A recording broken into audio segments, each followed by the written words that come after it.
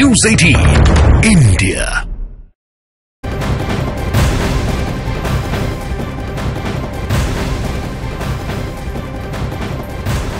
नमस्कार, आप देख रहे हैं न्यूज 18 इंडिया। मैं हूं आपके साथ सपना शुक्ला। और बिहार के मुख्यमंत्री नीतीश कुमार के बयान के साथ बुलेटिन की शुरुआत। मुख्यमंत्री नीतीश कुमार ने राजनीति में परिवारवाद पर बड़ा हमला कर दिया।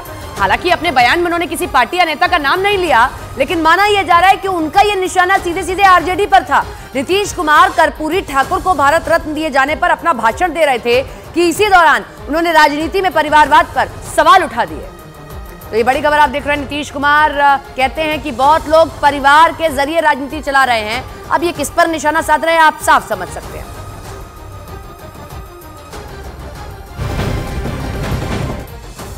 नेता बनता है। आजकल तो बहुत लोग अपने परिवार को बढ़ाते रहता है।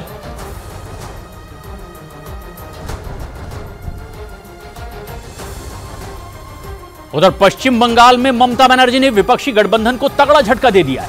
ममता बनर्जी ने बंगाल में सभी सीटों पर अकेले चुनाव लड़ने का ऐलान कर दिया है। उन्होंने आरोप लगाया कि विपक्षी गठबंधन में उनके प्रस्ताव को नहीं माना गया। ममता बनर्जी ने लेफ्ट और कांग्रेस से भी नाराजगी जाहिर की है। उन्होंने बंगाल की सभी 42 सीटों पर लोकसभा का चुनाव अकेले अपने दम पर लड़ने का ऐलान कर दिया।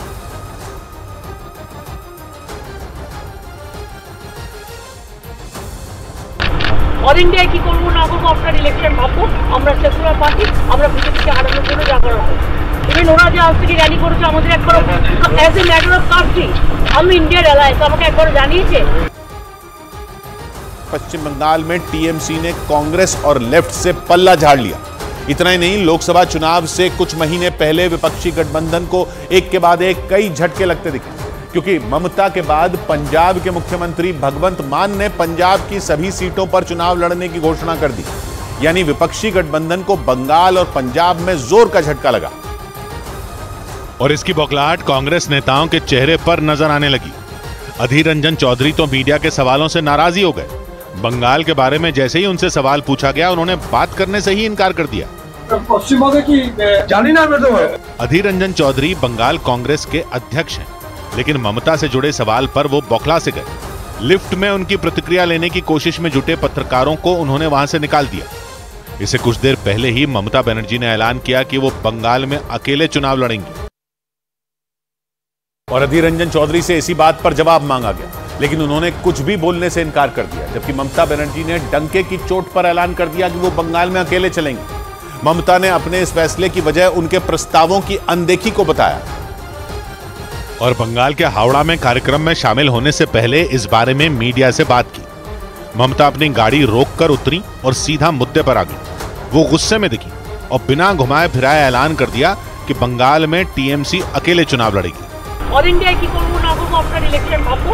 আমরা সেকুলার পার্টি, আমরা বিজেপিকে হারানোর জন্য জাগরণ করবো। ममता के निशाने पर राहुल की यात्रा भी आ गई। उन्होंने राहुल का नाम लिए बिना अपना गुस्सा दिखाया। इवन ওরা যে আজ থেকে র্যালি করেছে আমাদের একবার as a matter of country আমি ইন্ডিয়ার এলায় তো আমাকে একবার জানিয়েছে। कूच बिहार में तो राहुल की यात्रा से जुड़े पोस्टर भी फाड़ दिए गए। ये तस्वीरें उन्हीं पोस्टरों की हैं। हालांकि पोस्टर किसने फाड़े ये पता नहीं चला।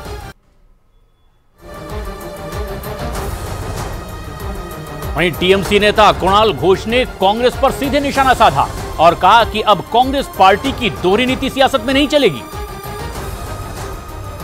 দুমুখ নীতি এআইসিসি এতদিন বরদাস্ত করেছে কেন? দিল্লিতে আপনারা মমতা বন্দ্যোপাধ্যায়কে সম্মান দিচ্ছেন আর রাজ্যে আপনাদের কয়েকজন বিজেপিকে অক্সিজেন দিচ্ছে। এই দুটো একসঙ্গে হতে পারে না।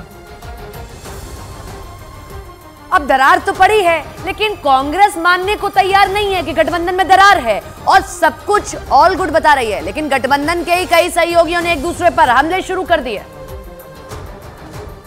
सीट बंटवारे को लेकर बहुत सारी बातें होती हैं। ये बातें मीडिया के सामने नहीं होती। इस बात में थोड़ी सी कश्मकश भी चलती है। जो इंडिया गठबंधन में उनकी भूमिका है उस पर कोई संदेह नहीं है, कोई सवाल नहीं है।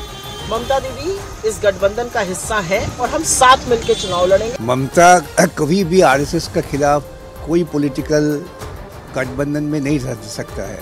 ममता वो आरएसएस का पुतुल है। ममता और आरएसएस में कोई फर्क नहीं है।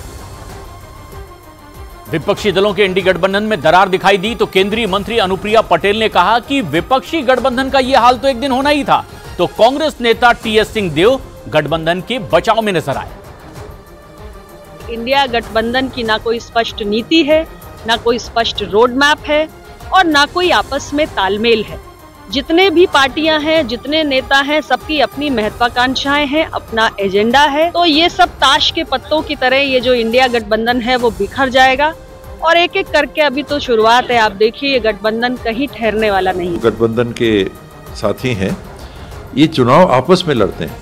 राज्यों में जब चुनाव होते हैं तो ये सीधे प्रतिद्वंद्वी हैं। यहाँ जहाँ आमना सामना होता है वहाँ उनको सब एक मंच में लाना बहुत कठिन होता है। लेकिन ममता ने साफ कर दिया कि लोकसभा चुनाव के दौरान ममता और कांग्रेस का कोई लेना देना नहीं होगा और उन्हें बंगाल से गुजरने वाली राहुल की यात्रा के बारे में कुछ नहीं पता। वैसे ममता ने एक दिन पहले संकेत दे दिए थे कि वो विपक्षी गठबंधन में शामिल कई पार्टियों से नाराज हैं और सीधा लेफ्ट पर निशाना साधा था। जिसको साथ 34 साल हमारा जिंदगी में लड़ाई किया हमने, हम उसको कोई एडवाइस नहीं मानेंगे। बंगाल में सीट बंटवारे पर कांग्रेस और टीएमसी पहले भी भिड़ चुके हैं, क्योंकि खबर आई थी कि टीएमसी बंगाल में कांग्रेस को 2 सीटें ही देना चाहती है। इस पर अधीर रंजन चौधरी भड़क गए थे, क्योंकि 2019 के लोकसभा चुनाव में कांग्रेस बंगाल की 42 सीटों में 2 सीटें बिना टीएमसी को साथ लिए ही जीत गई थी। बंगाल में लोकसभा की 42 सीटें हैं और 2019 में टीएमसी के खाते में 22, बीजेपी के खाते में 18 और कांग्रेस के खाते में 2 सीटें आई थी। लेकिन ममता के अकेले चुनाव लड़ने के फैसले ने विपक्षी गठबंधन का झगड़ा बढ़ा दिया। इस पर बीजेपी ने विपक्ष पर निशाना साधा और बीजेपी नेता गौरव भाटिया ने सोशल मीडिया पर लिखा, गई भैंस पानी में। पार्टी के दूसरे नेताओं ने भी विपक्ष पर तंज कसा। ये तो नहीं था, इसमें कोई आशा तो है नहीं। लेकिन कांग्रेस ने सब ठीक होने की उम्मीद जताई। एक लंबा सफर है, रास्ते में कभी कभी स्पीड ब्रेकर आ जाते हैं। हम ममता जी के बिना इंडिया गठबंधन की कल्पना नहीं कर सकते। कांग्रेस ने टीएमसी से बातचीत का रास्ता खुले होने के संकेत दिए। तो स्पीड ब्रेकर आए तो सही, लेकिन सामने वाली जाती गाड़ी को रोका भी तो जा सकता था। लेकिन कांग्रेस ये दावा कर रही है कि विपक्षी गठबंधन अभी बिखरा नहीं है, वो हर समस्या का हल निकालेगा, जबकि बीजेपी ने इंडी गठबंधन को बेमेल वाला गठबंधन करार दिया है। होगा, मैंने सब देखा सुना है, लेकिन मैं ऐसा मानता हूं कि अंत में सब बैठ के अक्रॉस द टेबल बात करेंगे और सारी बातें सॉर्ट आउट हो जाएंगी। सीट शेयरिंग से लेके कैंपेन स्ट्रेटजी, और इंडिया गठबंधन एकजुटता से मजबूती से मैदान में उतरेगा। INDI है, वैसे भी उसमें भारत के बीच में, इंडिया के बीच में डॉट डॉट लगा रखा है, और ये गठबंधन बेमेल गठबंधन है। इंडी गठबंधन में पड़ी दरार के बाद बीजेपी ने इंडी गठबंधन पर हमला करते हुए कहा कि इनका ये ड्रामा बस अब कुछ महीने ही चलेगा। पहले दिन से हम ये कह रहे थे, we are all telling from the day 1 कि ये तो फोटोशूट है, कुछ होने वाला नहीं है। तो एक 7-8 महीने के लिए एक ड्रामा चलाना था, चला दिया है। कुछ लोग बाहर आएंगे, ये तो बाद में कुछ इंडी पंडी कुछ नहीं रहेंगे। ममता बनर्जी ने जो अकेले चुनाव लड़ने का निर्णय किया है, ये बताता है कि विपक्षी एकता में कोई दम नहीं था और वही घटना घटी है। माननीय मोदी जी के आंधे के सामने कोई टिक नहीं पाएगा। निश्चित रूप से 2024 में यशस्वी प्रधानमंत्री फिर एक बार सरकार बनाएंगे।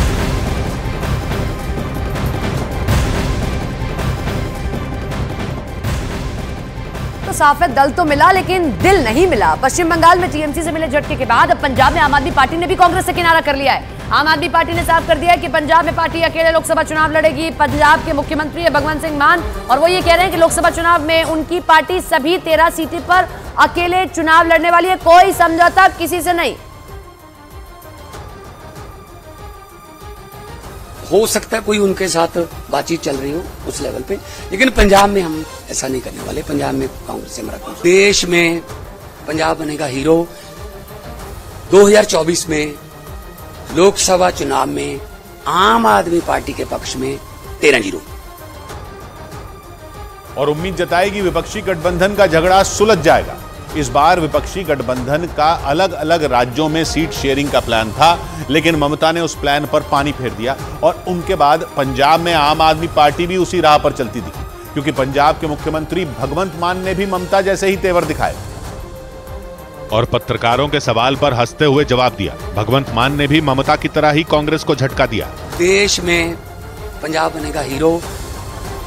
2024 में लोकसभा चुनाव में आम आदमी पार्टी के पक्ष में 13-0। 2019 में पंजाब की 13 लोकसभा सीटों में 8 कांग्रेस ने जीती थी और आम आदमी पार्टी के पास केवल 1 सीट थी। लेकिन विधानसभा चुनाव में जबरदस्त जीत से उत्साहित भगवंत मान ने कांग्रेस के साथ नहीं बल्कि पंजाब में अकेले चुनाव लड़ने की घोषणा कर दी।